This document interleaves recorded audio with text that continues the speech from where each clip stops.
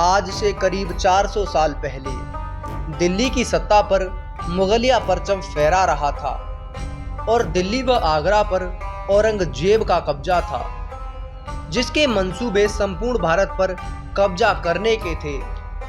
हिंद की यह पावन धरा इस क्रूर शासक की क्रूरता से त्राहिमाम हो चुकी थी। हर तरफ मृत्यु के नगाड़े बज रहे थे। इसी मुश्किल की घड़ी में वीर पराक्रमी मुगलों का काल छत्रसाल बुंदेला ने बुंदेलखंड की भूमि पर जन्म लिया। आइए जानते हैं डिमांडिंग कपिल के साथ वीर छत्रसाल बुंदेला की संपूर्ण शौर्य गाथा। छत्रसाल बुंदेला का जन्म 1707 में हुआ। इनका बचपन बहुत कठिनाइयों में गुजरा, ना खाने को खाना, ना पहनने को कपड़ा।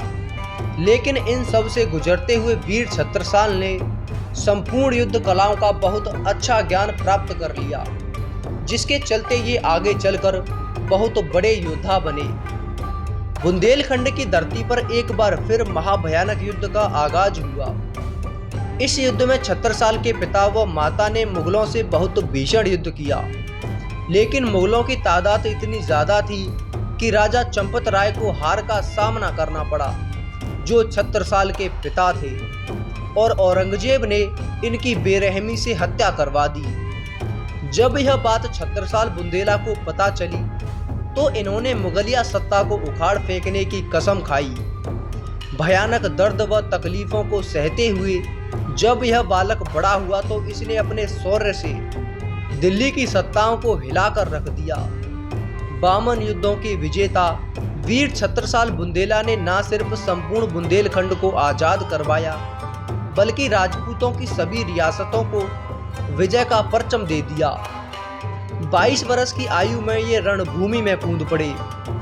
सन 1668 ईस्वी में इन्होंने पहली बार छत्रपति शिवाजी महाराज से भेंट की। छत्रपति शिवाजी महाराज ने इनका हौसला बढ़ाते हुए इन्हें वापस बुंदेलखंड जाकर मुगलों की सत्ता को ध्वस्त करने का निर्देश दिया।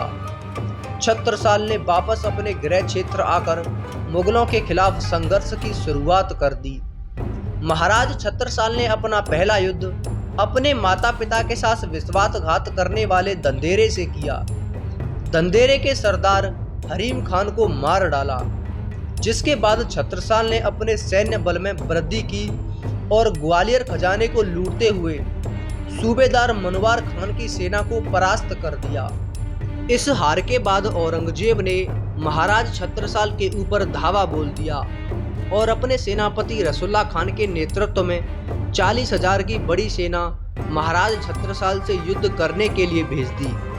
बहुत भयानक युद्ध हुआ, लेकिन महाराज छत्रसाल के सामने किसी भी मुगल सैनिक की खड़े होने की हिम्मत नहीं थी, जिस कारणवश रसुल्ला खान युद्ध सामग्री को छोड़ते हुए अपनी जान बचाकर वापस भाग गया।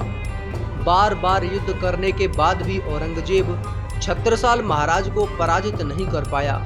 लेकिन छत्रसाल महाराज को मालूम था कि मुगल छल पूर्वक घेराबंदी में सिद्ध हैं, क्योंकि उनके पिता चंपत राय मुगलों से धोखा खा चुके थे।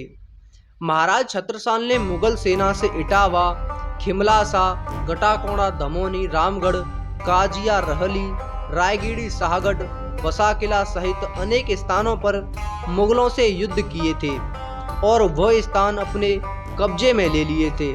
छत्रसाल की शक्ति बढ़ती गई।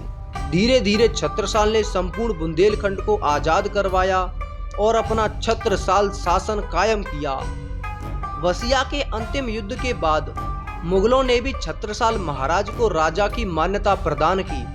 संवत 1744 में योगी प्राणनाथ के निर्देश में छत्रसाल महाराज का राज्य अभिषेक हुआ, जिसमें एक दोहा बहुत प्रसिद्ध है। छत्ता तेरे राज में धक धक धरती होए, जित जित घोड़ा मुख करे, तित तित फतेह होए। अब छत्रसाल एक वीर पराक्रमी कुशल राजा बन चुके थे।